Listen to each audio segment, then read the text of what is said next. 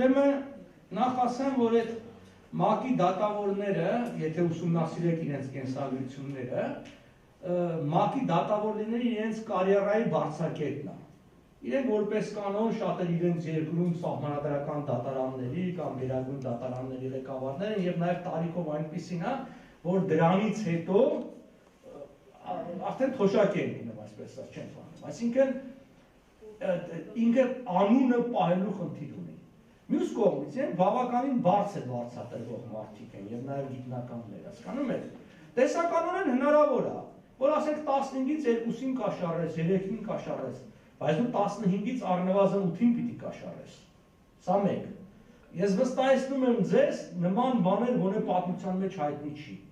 Չկա մի որևէ վճիռ, որ պարտվող կողմը վիճարկի ասի, որ դատավորները կաշառված են եղել։ Չկա, որևէ նախադեպ, որտեղ հնարավոր չէ, եմ կրկնում 8 հոգու կաշառել։ Այդտեղ կարող է դատավորի սեփական անձնական համոզմունքը դեր ունենա։ Թեև ինքը երկիր չի ներկայացնում, ես ասացի, բայց մարդը ծնվել մեծացել է ինչ-որ մի երկրում, ինչ-որ ազգի ներկայացուցիչ է, ինչ-որ քաղաքացի է, ունի ձևավորված հայացքներ, դա կարող է։ Եվ դրա համար էլ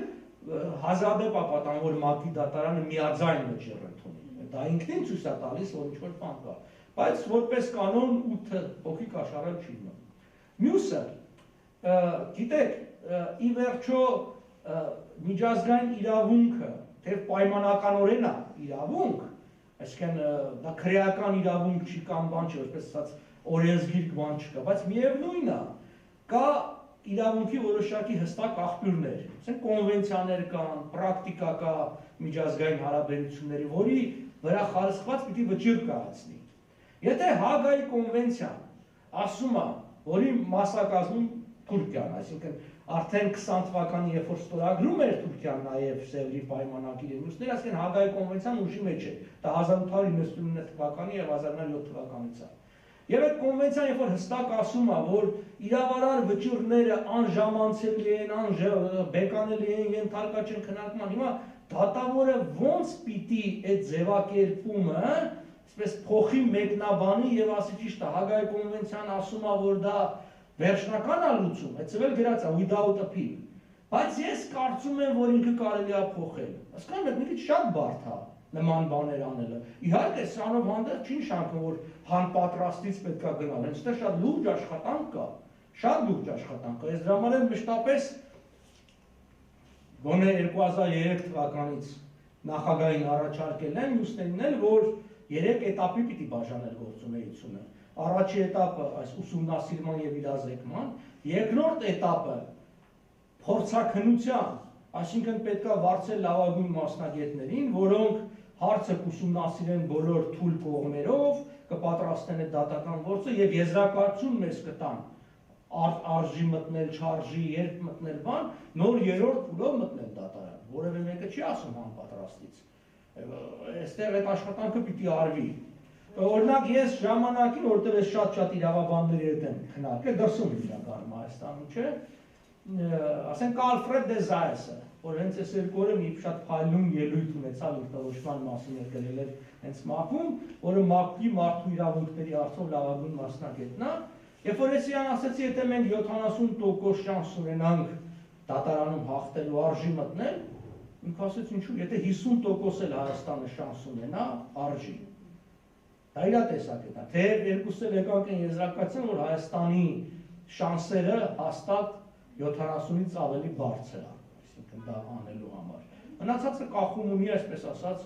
շատ հանգամանքներից, որ պիտի ճիշտ ժամանակ եւ ճիշտ ձևակերպումները մնացած ճիշտ։ Այն որ ես գրքեր էի ցույց տալի հատորներով, նաեւ դրա համար է, որ այդ հատորները, այդ փաստաթղթերը պիտի լինեն, որպեսզի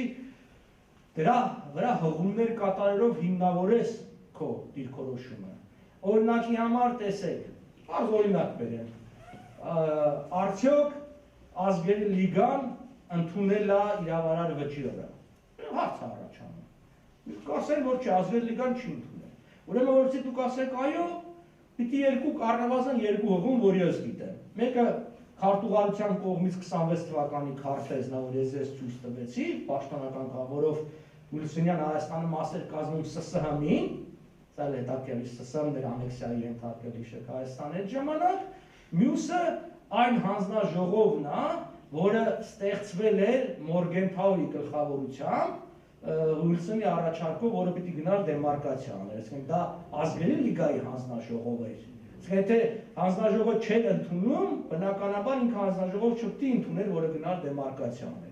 Եվ նման տասնյակ եւ հարյուրավոր պասեր դուք պիտի ունենաք, ինչքան շատ այնքան լավ։ Դրա համար էլ կան իրավաբաններ, որոնք պիտի զբաղվեն։ Դրանք տարիներ են տևում նման գործերը, գիտեք, սովորական մի հատ քրեական գործ է տարիներ է տևում, տասնյակ, երբեմն հարյուրավոր հատորներ, վկայություններ ու թղթեր են հավաքվում։ Սա միջպետական, ես կասեի դարակազմիկ դատավարություն, այսինքն լինելու, երբ որ գա ժամանակը, դրա համար այստեղ շատ լուրջ ուժեր պիտի ներգրավվեն։ Հիմա անհատի առումով անհատ ուժերից վեր է, որտեղ իմ հաշվարկներով դա կարող է դատավարությունը 3-ից 5 միլիոն դոլար փող նստի։ Բայց պետական առումով դա մի բան չի։ Մենք այս վերջերս ռուսներին 50 միլիոն դոլար փող փոխանցեցինք ռուսական բանակի, ռուսական երկաթուղուն բանակի համար, զենք տեղափոխելու համար եւ էլեկտրականության վճարը։ Եթե մենք կարող ենք 50 միլիոն դոլար վճարել